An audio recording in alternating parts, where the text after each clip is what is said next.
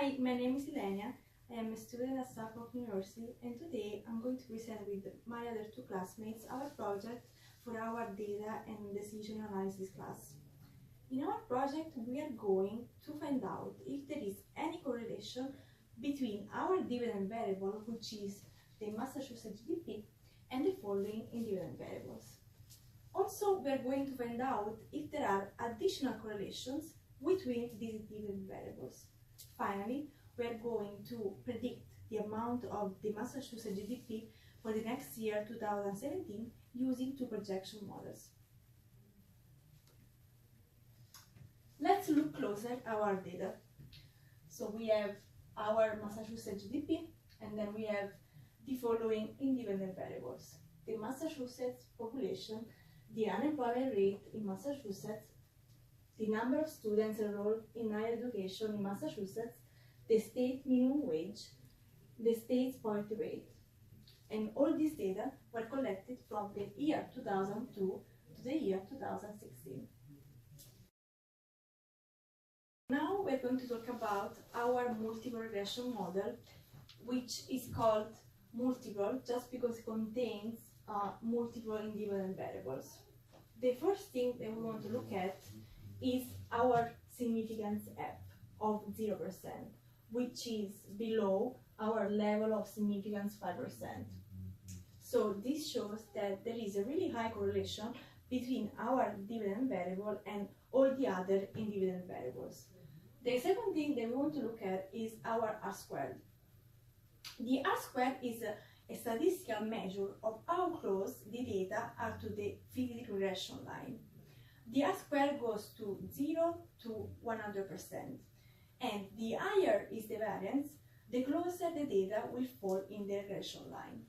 In our case, we have a 98% of our R-squared, and that amount is really close to 100%, which shows a good correlation. Then we're going to talk about the p-values.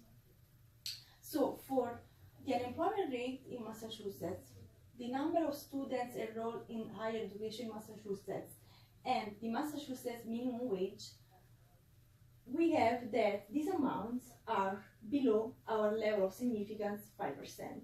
So that means that there is a good correlation between these variables and the dividend variables.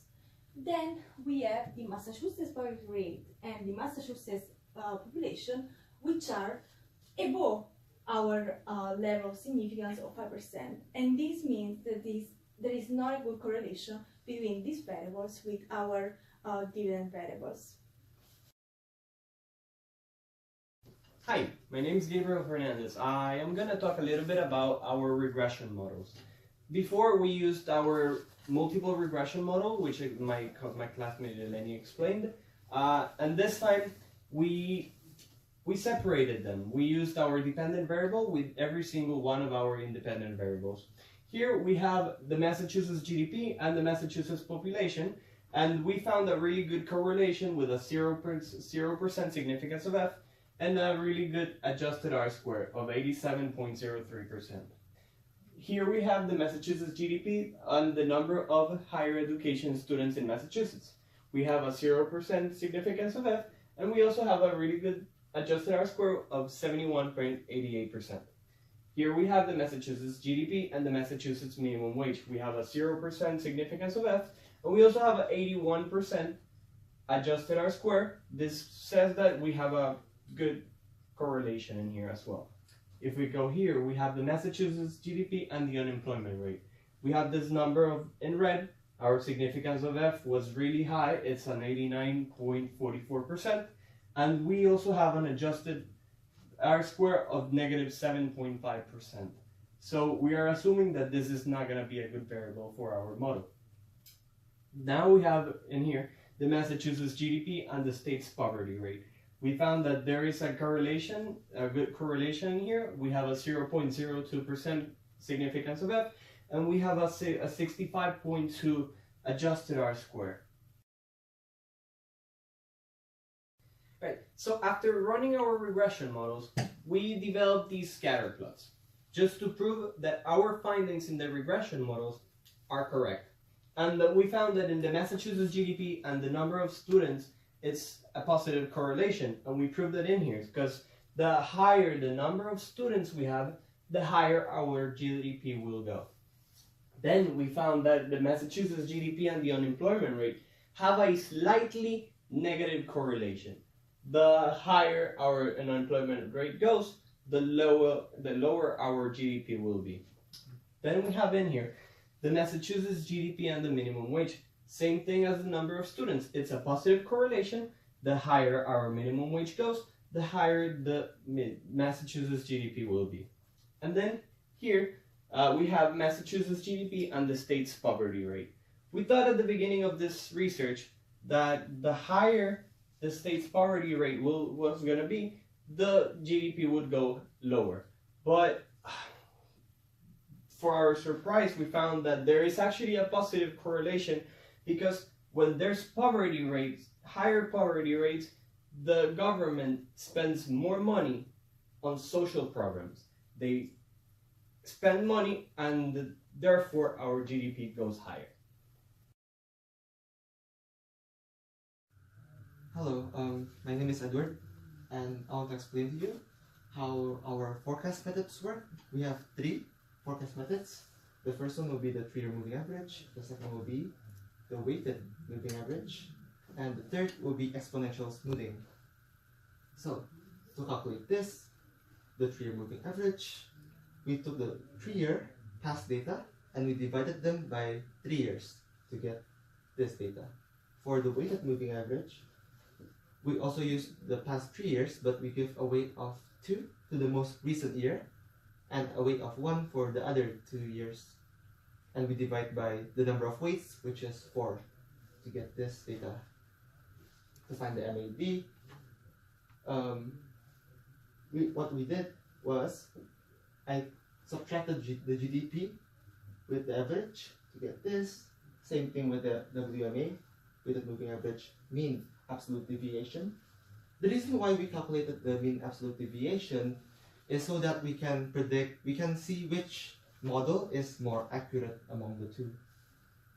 And the one with the lower total mean absolute deviations have lower error, making it more accurate. So, the weighted moving average has a lower MAD, which means this model is more accurate. Moving on to the second projection, we have the exponential smoothing forecast. For the alpha, we use an alpha of 0.3, and that means that we give much more weight to the recent data compared to an alpha of 0.1. And our forecast for the year 2017 is 426 billion. What we want to focus here is the errors and the absolute percentage error.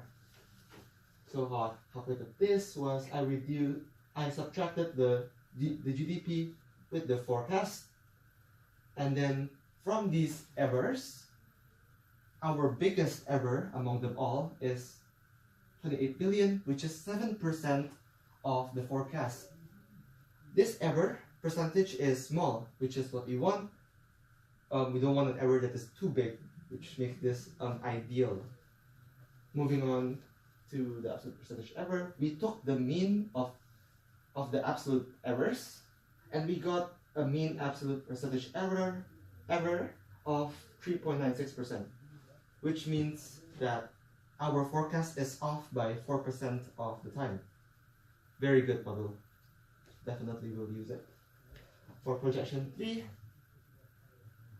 what we did here is we want to calculate the forecast for 2018, 19, and 20 using the forecast sheet method in Excel, built in Excel. What it does is it looks at the trend of how the data moves every single year and use that trend to calculate forecast for any other year. And then, so what this graph shows is that the forecast for the 2018 GDP will fall between the upper bound and the lower bound. So the GDP will not go below the lower bound and above the upper bound in our forecast. In order to improve our regression model, we ran the regression one more time, excluding the population and the poverty rate, which were previously not relevant to our regression model. So now let's analyze the regression. We have a significance f of 0%, which is below our level of significance 5%, so that shows that there is a really good correlation between the dependent variable and all the other independent variables. The R squared is really close to 100%, it's 98%, so that shows that it's relevant. And then we have the p-values. In this case, the p-values are all below 5%, so this shows that there is a correlation between all these independent variables with our dependent variable. So we can conclude that this regression model is better than a previous one because all our p-values are below our level of significance. After finding our regression model, after finding the regression model we wanted to use for our project, we wanted to come with a more realistic projection. We wanted to include every single variable we can into our projection. We wanted to make it more realistic. In case this scenario is met, this would be our projection. So what we did is we projected every single one of our independent variables using a predetermined tool called projection sheet found on Excel, and then we used our regression model. We plugged our projections from the forecast sheet into our coefficients, and then we came here and we found a really good regression model that would give us a very accurate projection for our GDP.